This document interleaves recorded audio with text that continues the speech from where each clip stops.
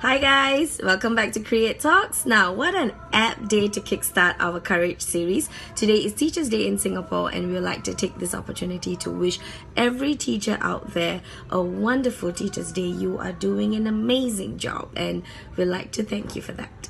Now, with regards to our Courage series, today we're going to be talking about the courage to teach. It's interesting. Now, when the staff seminar started with this topic of courage to teach, it brought me back to the time where I stepped in as an educator, when I signed on the dotted lines, when I stepped into my classroom for the first time. Like, wow, it took me a lot. Until today, I am nervous to walk into a classroom, only because of the responsibilities that lie ahead.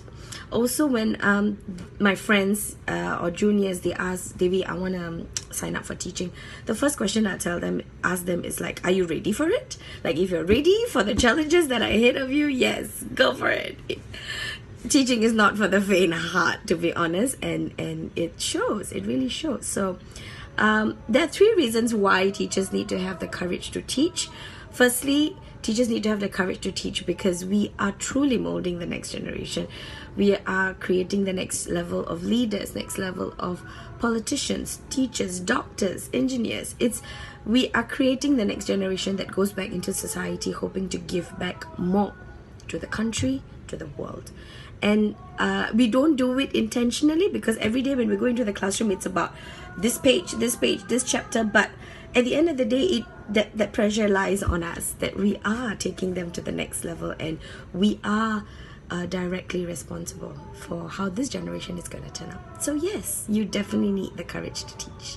Secondly, is because of the public scrutiny that we get. Senior teachers will be able to relate to this really well, where you see the difference between how teachers were looked upon 10, 20 years ago and how they are right now.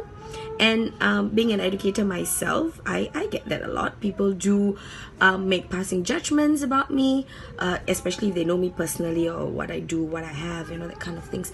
But that's okay. I think having taken up this career path, yeah, we are bound to have public scrutiny, just like every other jobs have their criteria for judgment, and so does teaching. So, but it's true, the pressure is on us. They expect us to be at top-notch performance or top-notch quality, and it's okay to have that expectation. But I think teachers ourselves, we also need to remind ourselves that it is important to keep up that name of an educator.